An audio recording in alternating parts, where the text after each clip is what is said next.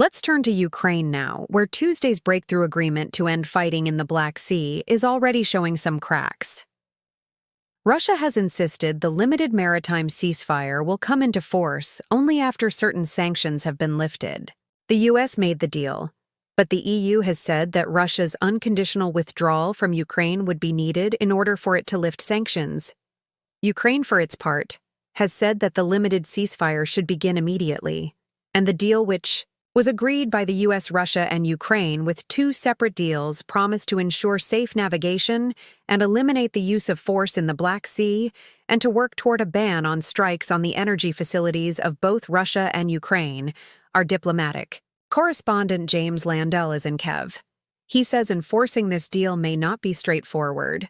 Well, essentially the ones that are at stake at the moment relate to agriculture and fertilizer, because essentially, which is it sounds price, but it's a huge market.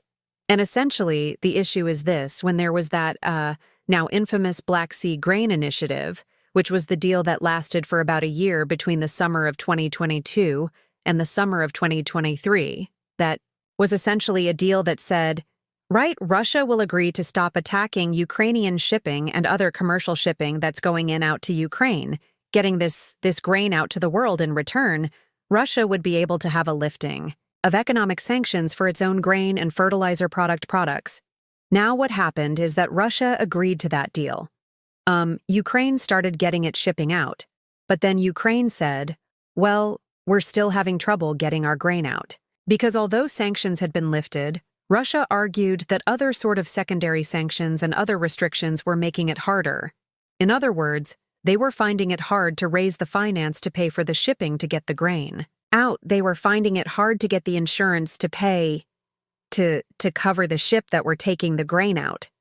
They were finding it hard to make the transactions because they were being excluded from other financial networks. Now, one of those networks is a thing called SWIFT, which is an international financial messaging and transaction system, which Russia is currently excluded from, and the Russians are saying, you need to include us again so that we can agree to this ceasefire.